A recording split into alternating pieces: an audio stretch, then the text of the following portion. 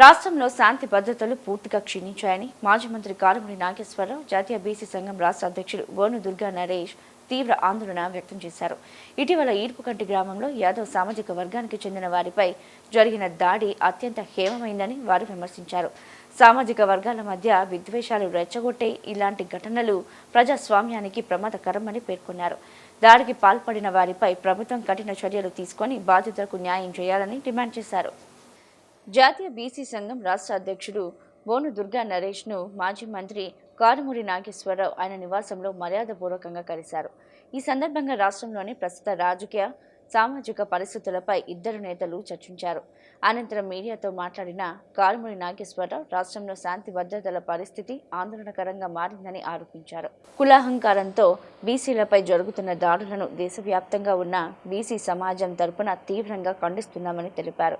అధికార కూటమికి చెందిన కొందరు నేతలు ప్రోత్సాహంతోనే ఇటువంటి ఘటనలు చోటు చేసుకుంటున్నాయని అనుమానాలు వ్యక్తమవుతున్నాయన్నారు. ప్రజాస్వామ్య వ్యవస్థలను, రాజ్యాంగ విలువలను కాపాడాల్సిన బాధ్యత ప్రభుత్వంపై ఉందని, కానీ ప్రస్తుతం వ్యవస్థలన్నింటినీ నిర్వీర్యం చేసే విధంగా పాలన సాగుతుందని విమర్శించారు. అనంతరం బోను దుర్గా నరేష్ మాట్లాడుతూ రాష్ట్రంలో బీసీలు, ఎస్సీలు, ఇతర వెనుకబడిన వర్గాలపై దాడులు పెరుగుతున్నాయని ఆందోళన వ్యక్తం చేశారు. ముఖ్యంగా సామాజికంగా, ఆర్థికంగా బలహీన వర్గాలకు చెందిన ప్రజలు భయాందోళనల మధ్య జీవించే పరిస్థితులు నెలకొన్నాయన్నారు. ప్రభుత్వం అన్ని వర్గాల ప్రజలను సమానంగా చూడాల్సిన బాధ్యత కలిగి ఉన్నప్పటికీ ఆ దిశగా చర్యలు కనిపించడం లేదని విమర్శించారు. ఈర్పుగంటి ఘటనలో నిందితులను వెంటనే అరెస్టు చేసి కఠినంగా శిక్షించాలని, బాధిత కుటుంబాలకు పూర్తి న్యాయం జరిగేలా చర్యలు తీసుకోవాలని డిమాండ్ చేశారు. రాష్ట్రంలో శాంతి, సామరస్య వాతావరణాన్ని పునరుద్ధరించేందుకు ప్రభుత్వం తక్షణమే చర్యలు చేపట్టాలని కోరారు.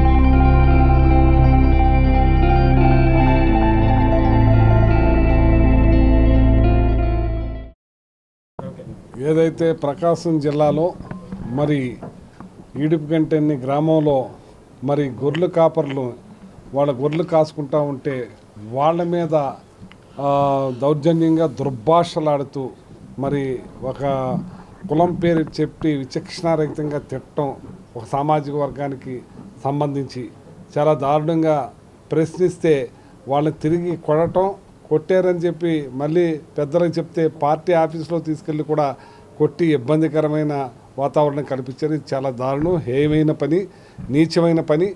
అలాగే పోలీస్ వ్యవస్థ కూడా పూర్తిగా మారిపోయింది. ఏదైతే దెబ్బలు తిన్న వాళ్ళ మీద కేసు పెట్టకుండా దెబ్బలు కొట్టిన వాళ్ళు కేసు ఇస్తే మళ్ళీ తిరిగి వీళ్ళ మీద కేసు పెట్టడం జరిగింది. ఇవాళ యాదవ జాతి, బీసీ జాతి రాష్ట్ర వ్యాప్తంగా దీన్ని పెద్ద ఎత్తున తీసుకుంటున్నారు. చాలామంది దీని మీద ప్రశ్నిస్తున్నారు. ఆల్రెడీ మన వాళ్ళు కలెక్టర్ గారితో మాట్లాడటం జరిగింది, ఎస్పీ గారితో మాట్లాడటం జరిగింది.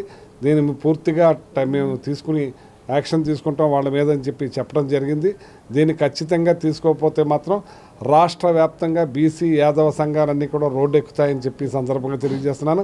ఇప్పటికైనా సరే లా అండ్ ఆర్డర్ని మెయింటైన్ చేసి ఇలాంటి దురాచకాలని నడవకుండా చేయాలని, ఆ రోజున కాపుల మీద కూడా విచక్షణారహితంగా ఆ సామాజిక వర్గానికి సంబంధించిన వాళ్ళే ఒక కారుతో తొక్కించే కార్యక్రమం చేశారు. ఇది చాలా దారుణమైన, హేయమైన పని. రాష్ట్రంలో శాంతి భద్రతలు లేకుండా పోయినాయి. రాష్ట్రం అల్లకల్లోలంగా తయారైంది. ఇప్పటికైనా కళ్ళు తెరిచి ఎక్కడికెక్కడ కంట్రోల్ చేయకపోతే ప్రజలే రోడ్లెక్కే పరిస్థితికి వస్తారని చెప్పి సందర్భంగా తెలియజేస్తున్నాను. మరి నిన్నటికి నిన్న దెందులూరు మరి చింతమనేని ప్రభాకరరావు మరి రాక్షసత్వంగా, దుర్మార్గంగా మరి ఏదైతే శ్రీనివాసరావు అడ్వకేట్ ఉన్నారో వాళ్ళ పార్టీకి, తెలుగుదేశం పార్టీకి సంబంధించిన వ్యక్తి ఇంటి మీదకి వెళ్ళి పొక్కలేనర్తో పగడగొట్టేసేలాగా మరి ఆడవాళ్ళని సైతం భయభ్రాంతులకు గురి చేసి మరి ఇష్టానుసారంగా ప్రవర్తిస్తే పోలీసు వారు అక్కడ ఉండి కూడా చోద్యం చూస్తున్నట్టు చూస్తున్నారు. తిరిగి ఎమ్మెల్యే మీద కేసు పెట్టకుండా వాళ్ళ ఇంటి మీదకి వెళ్ళి వాళ్ళని కొట్టి వాళ్ళ మీద తిరగబడి వాళ్ళ ఇల్లు పడగొడతానంటే మళ్ళీ అతని మీదే కేసు పెట్టేలాగా మళ్ళీ పార్టీ కూడా అతన్నే సస్పెండ్ చేసి అతని మీదే పోలీస్ స్టేషన్ తీసుకెళ్లే కార్యక్రమం చేశారంటే అసలు వ్యవస్థలు ఎక్కడ పోతున్నాయో అర్థం అవ్వట్లేదు. వ్యవస్థలన్నీ కూడా నిర్వియోగం చేసేస్తున్నారు. దీన్ని వెంటనే గ్రహించకపోతే ఇది చాలా పెను ప్రమాదానికి ఏర్పడుతుందని తెలుగుదేశం వారిని హెచ్చరిస్తున్నాను. ఈరోజు ఈదుమూడి గ్రామంలో ఏదైతే ఇద్దరు బీసీ యాదవ యువకుల మీద మరి కొంతమంది ఒక వర్గానికి చెందిన కొంతమంది కేవలం మేకలు వాళ్ళ భూమిలోకి వెళ్ళాయి, ఖాళీ భూమిలోకి వెళ్ళాయి అని చెప్పి విచక్షణారహితంగా కొట్టారు. తన్నులు తిని వారు ప్రశ్నించడానికి పెద్దల దగ్గరికి వెళ్తే మళ్ళీ టీడీపీ ఆఫీస్లోకి లోపలికి తీసుకెళ్ళి వాళ్ళ గూడు జారిపోయేలాగా మళ్ళీ కొట్టి ఎన్నో చిత్రహింసలు పెట్టారు. ఇది చాలా దారుణం. ఇలాంటి సంఘటనల్ని సమాజం చాలా చాలా ఇదిగా ఉంటుంది. ప్రజలు అన్ని కులాలు కలిసి ఉంటేనే రాష్ట్రం సుభిక్షంగా ఉంటుంది. కానీ ఇలాంటి దారుణాలు ఈ ప్రభుత్వంలో ఎన్నో కోకొల్లలు.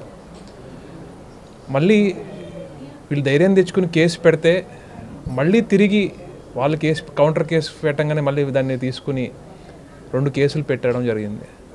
అంటే దారుణం. తన్నులు తిన్నోళ్ళు కేసు పెడితే సరిగా తీసుకోరు.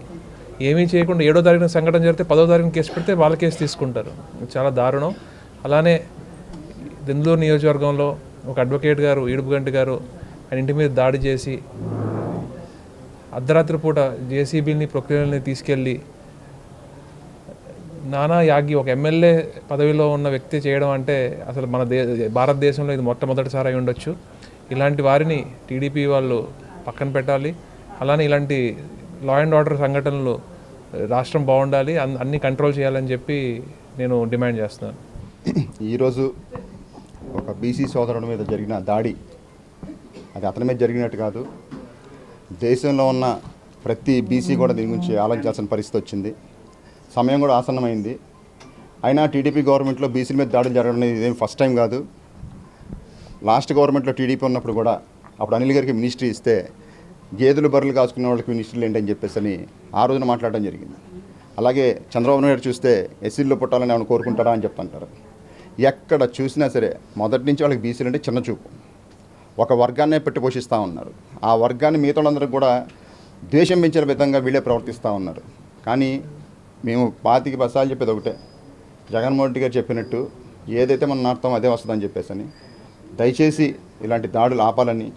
మరి నిన్న చూస్తే కృష్ణలంకలో ఒక కాపు కుర్రాన్ని చంపేసి శవాన్ని కూడా 15 రోజులు ఇంతమటికి శవాన్ని కూడా అప్పచెప్పకుండా శవాన్ని కాచేశారని ఒకళ్ళు. ఆ తల్లి వాళ్ళు ఏడ్చిన ఏడుపు చూస్తే లాస్ట్కి లాయర్లు బ్యానర్ పట్టుకొని వందలాది మందిగా రోడ్డు ఎక్కారంటే ఆ తల్లిని చూసి ఎంత దీనమైన పరిస్థితులు ఆంధ్రప్రదేశ్ ఉన్నది క్లియర్గా తెలిసిపోతా ఉంది. 1 కాదు 2 కాదు. నిజంగా చెప్పాలంటే హోమ్ మినిస్టర్ గారు ఆమె తొక్కకుండా వెళ్ళిపోయి సైకిల్ ఎక్కి వీడియోలు తీసుకోవడం, షికార్లు తిరగడం, విదేశాలు తిరగడం, ఇవి తప్పితే ఇంకా ఆమె చేయడానికి కూడా ఏమీ లేదు పని. కాబట్టి సీరియస్ యాక్షన్ తీసుకోకపోతే ఖచ్చితంగా జనాలే గవర్నమెంట్ హ్యాండ్ ఓవర్ చేసుకొని బంగ్లాదేశ్లో అలాగా ఎలా అయితే తరిమి కొట్టారో మీకు తొందరలో ఇవన్నీ ముందు ఉంటాయని కూడా చెప్తాను.